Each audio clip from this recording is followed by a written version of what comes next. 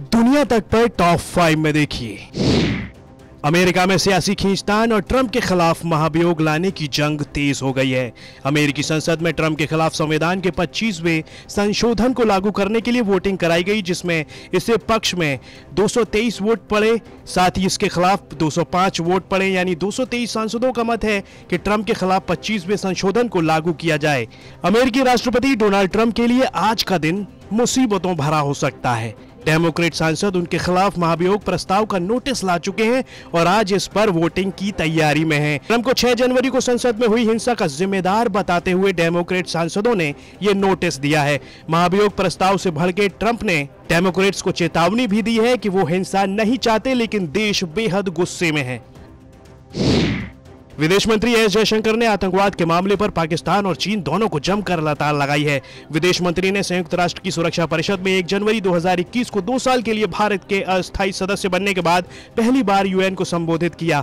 इसमें विदेश मंत्री ने पाकिस्तान की तरफ इशारा करते हुए कहा कि कुछ देश सीधे तौर से आतंकवाद को मदद पहुंचाते हैं और आतंकवाद का समर्थन करते हैं, और ये देश आतंकवादियों को जानबूझकर वित्तीय सहायता और सुरक्षित स्थान मुहैया कराते हैं। पाक की ओर संकेत करते हुए विदेश मंत्री ने कहा कि धमाकों के जिम्मेदार लोगों को पनाह दी गई और उन्हें कुछ देशों ने 5 स्टार फैसिलिटीज में रखा। नेपाल के विदेश मंत्री प्रदीप कुमार ग्यावली अपने 3 दिनों की यात्रा पर गुरुवार को भारत पहुंच रहे हैं। ग्यावली का यह भारत दौरा ऐसे समय हो रहा है जब पड़ोसी देश राजनीतिक अस्थिरता के दौर से गुजर रहा है। प्रधानमंत्री केपी शर्मा ओली के कहने पर राष्ट्रपति विद्यादेवी भंडारी ने संसद भंग कर दी है।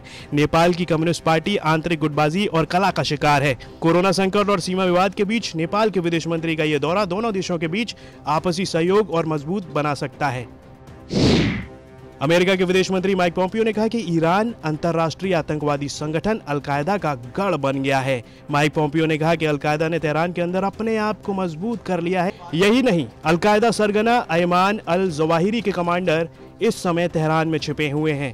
अमेरिकी विदेश मंत्री के इस बयान का ईरान ने जोरदार तरीके से विरोध किया है। पोम्पियो ने कहा कि साल 2015 में जब ओबामा प्रशासन जर्मनी, ब्रिटेन और फ्रांस के साथ मिलकर परमाणु डील को अंतिम रूप दे रहा था, उसी समय ईरान और अल-कायदा के बीच संबंधों में सुधार होना शुरू हुआ। दुनिया में कोरोना मरीजों का आंकड़ा 9.19 करोड़ के ज्यादा हो गया। 6 करोड़ 80 लाख से ज्यादा लोग ठीक हो चुके हैं। अब तक 19,67,000 से ज्यादा लोग जान गंवा चुके हैं। फ्रांस सरकार के प्रवक्ता ग्रेबियलस एटल ने कहा कि देश में अब और लॉकडाउन नहीं लगाया जाएगा। यूरो 1 रेडियो स्टेशन को दिए इंटरव्यू में एटल ने कहा कि हमने बहुत संयम के साथ 2 लॉकडाउन का पालन किया और कराया है।